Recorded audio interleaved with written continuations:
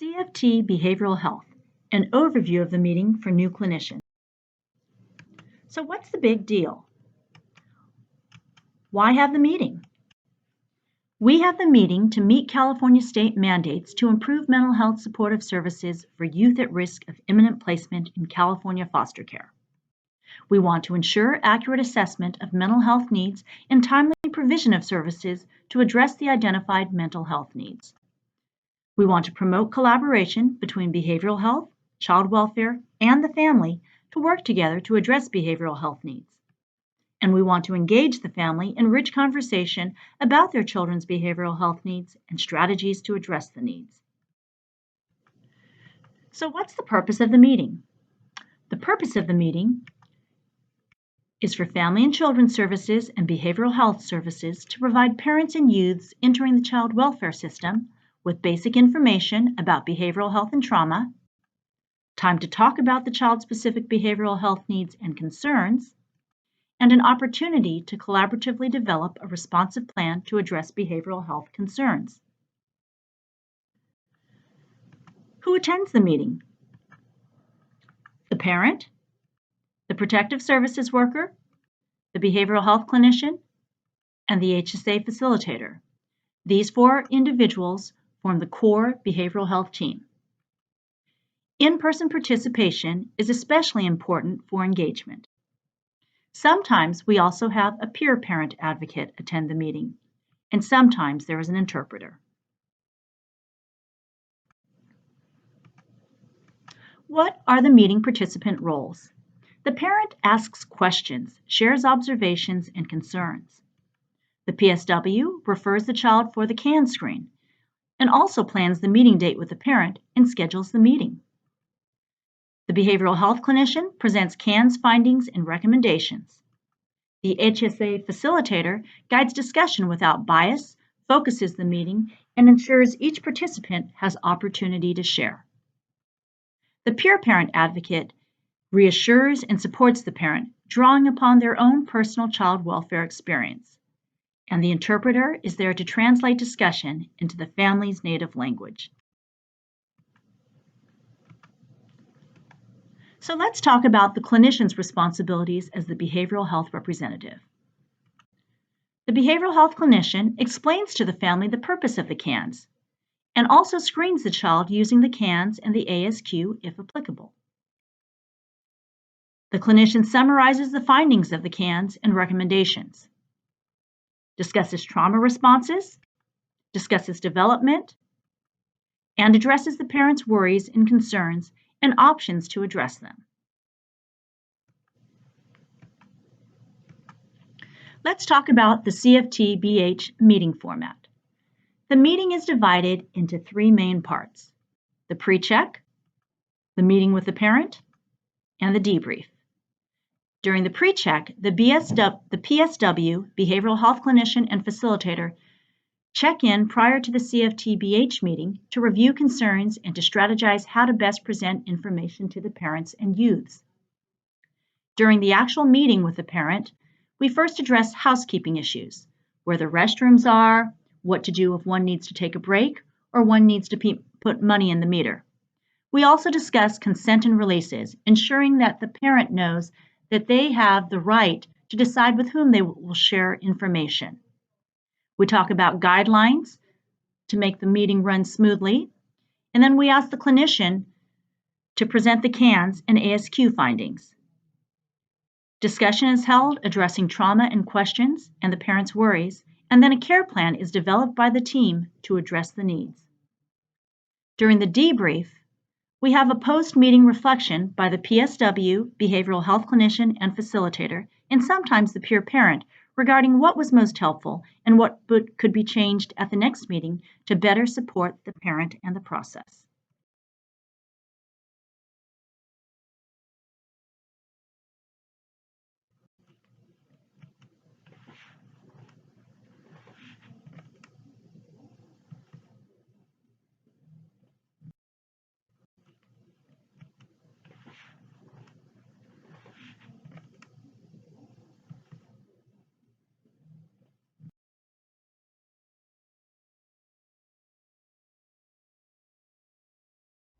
Let's take a look at 4 important elements of the pre-check portion of the meeting. The clinician meets with the PSW and facilitator to discuss the reasons for CPS involvement and to strategize around possible engagement barriers. Usually during this time, the peer parent advocate or family specialist meets alone with the parent to prepare for the meeting and review what to expect. The clinician should be prepared to provide the PSW and facilitator with the CAN's completion date and to discuss any engagement obstacles. Lastly, in discussion with the PSW and facilitator, the clinician should identify parameters and limits to service provision prior to the meeting. For example, the incongruence of providing family therapy to families actively engaged in domestic violence. So Blair, do you have your shared funding care plan? Yes. Okay. So just a little bit of a background. This is Tracy and her 12-year-old daughter, Desiree.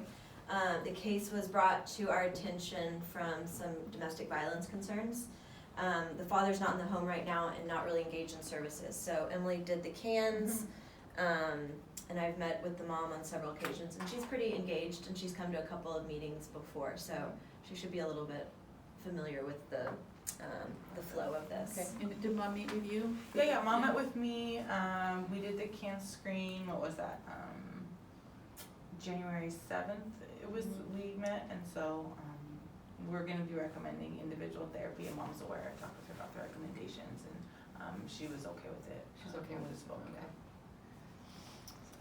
And you haven't been able to meet with her yet, but we're. No, I've been trying to engage with her, but no one answered the phone, so I'm planning on meeting her here. Okay. Oh, maybe that's her. Okay. Meeting room. Thanks. She's here if you want to go down. Okay. Thanks. So I'm gonna go down and get the parent. Okay. We got about 10 more minutes. I'm done. Yeah, Can you get back up? Yeah. okay. Thanks, I'm Jennifer. gonna go get the parent. Thanks.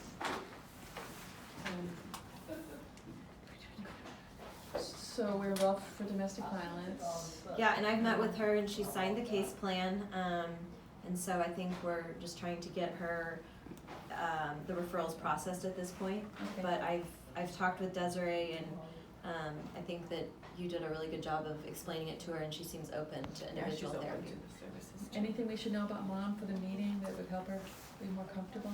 I think mom is still probably struggling in some ways to have the father engaged in the case, so it's just something we should Okay. be aware of as we're talking about it. Okay, and he's not involved? No, not right now. I haven't had any contact with him. Okay. Emily, what was the date for the cans, did you What say? did I say? January 7th. Okay. We completed there. I met with them, yeah. Okay. All right. This next scene will show you how the professional participants work together during the behavioral health CFT to support the parent and or youth in the meeting.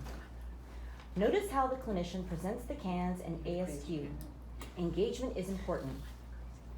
The clinician should be prepared to provide an oral summary of the CANs screening and recommendations using everyday layman's terms. Be sure to focus on the interpersonal interaction with the parent. Referring to notes may be necessary, especially if the clinician is presenting on more than one child. Avoid reading directly from the CAN screening. Pay attention to how the parent is receiving and understanding the information presented. Focus on reading the parent's cues to guide your response and recommendations for next steps. Work with the facilitator, PSW, and peer parent to strategize the best ways to support the parent as a cohesive team. Hi, how are you doing?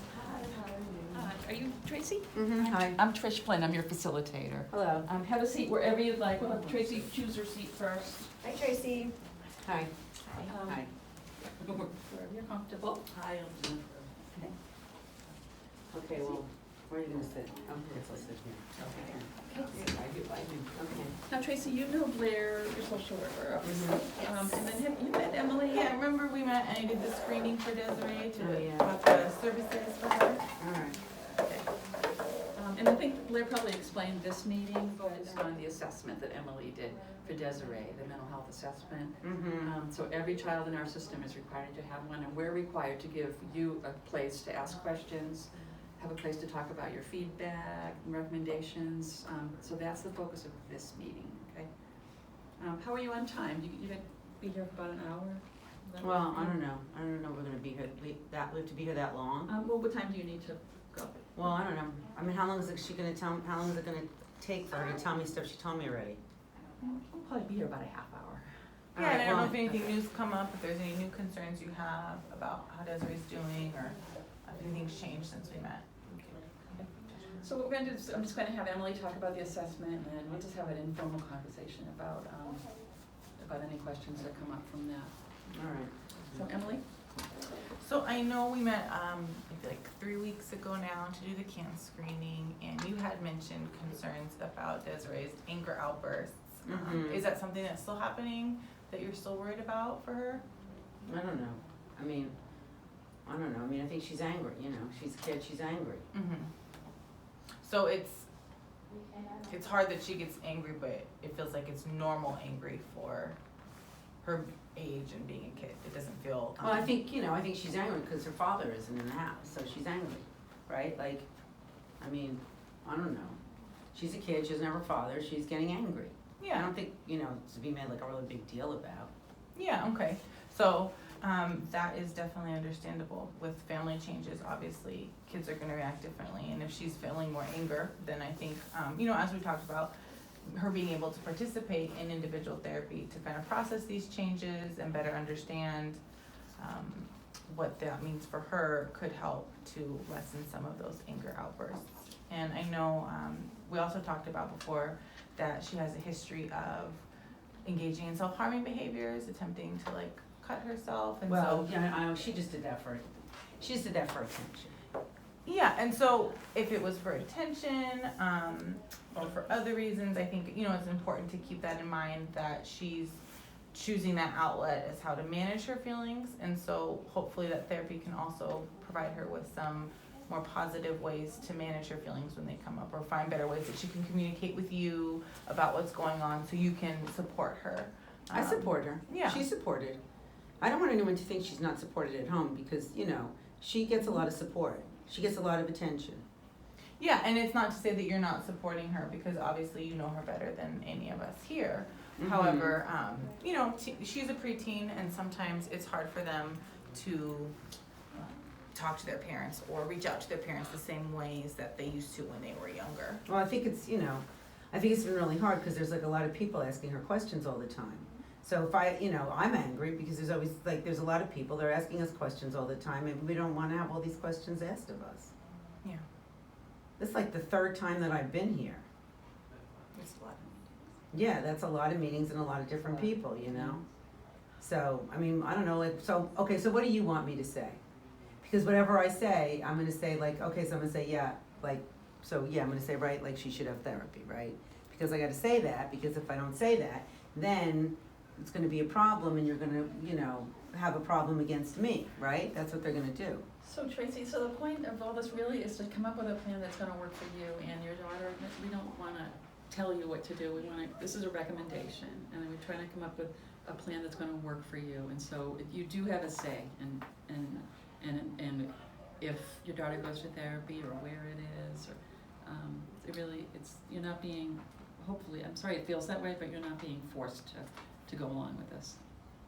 And it's your daughter, you know what's best for you. Well, yeah, but I mean, it's kind of yeah and kind of no. Because if I say, you know what, I don't really think she needs therapy. I think that we're just going to be indulging her. She's going to be giving her all this attention. She's going to just do it more, so then she can get more attention, right? So so that's how I feel, right? So that's what I say. Then you're going to put that in your report, okay? Then that's going to go, and then that's a mark against me. I know how this works. I've been here enough. I mean, believe me, I know how this works.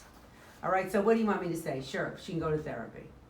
Well, it's not. I mean, I don't want you to say anything. I'm telling you what I think would be best for her, and how much time you spend with her? How much time did I spend with her? It's a screening, so as you know, it was just the one time, hour with her, 45 minutes with you. That was the gathering of my information. So you think you know her? You think you can No, I don't think I know her, but from what she's expressed and how the CAN screening works with the numbers I showed you, 1, 2, 3, and the different life domains.